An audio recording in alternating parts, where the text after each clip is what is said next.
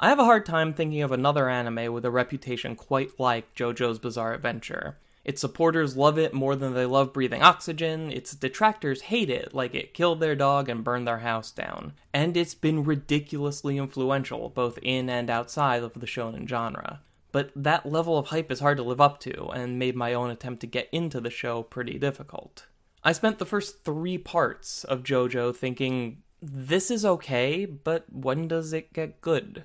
I was told this series was epic and weird, and it never really delivered on that, even through Stardust Crusaders. I can see how innovative and exciting this material would have been in the 1980s when it was written, but it didn't pack the same punch for me now, seeing it for the first time in 2018. There were cool ideas and great moments, but nothing that came close to living up to the show's extreme, eccentric reputation.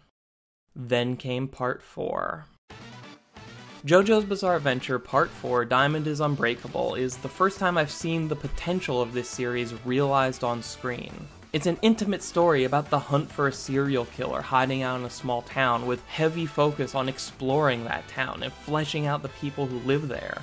This is very much the anime equivalent of the first season of Twin Peaks. And not only does it deliver the most satisfying arc of JoJo, it also improves on its own live-action influences. As much as I love what David Lynch was doing with the characters and world of Twin Peaks, I also care a lot about narrative and was enjoying the quirky, complex townspeople and their bizarre home through the lens of wanting to see where it was all going and how it would all come together in the end. Unfortunately, that wasn't a priority in Twin Peaks, and I came out of it totally unsatisfied. But JoJo strikes the balance between a large cast of interesting characters, a weird setting that's both relatable and unsettling, and a plot that's simultaneously straightforward, surprising, and tense. Everything introduced in the first half of the series has a part to play in the second half, even the characters you thought were just there to be one-off villain of the week fodder. In some cases, the second half of the show could not happen without them.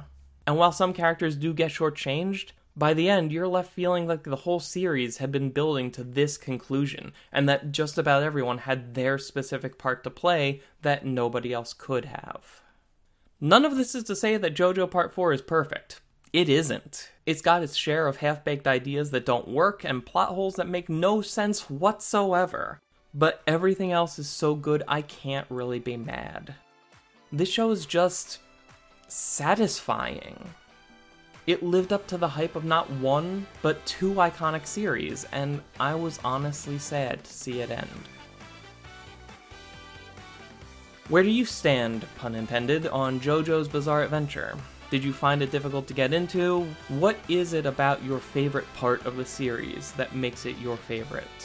Tell me all about it in the comments below. Thank you as always for watching. I'll talk to you again soon.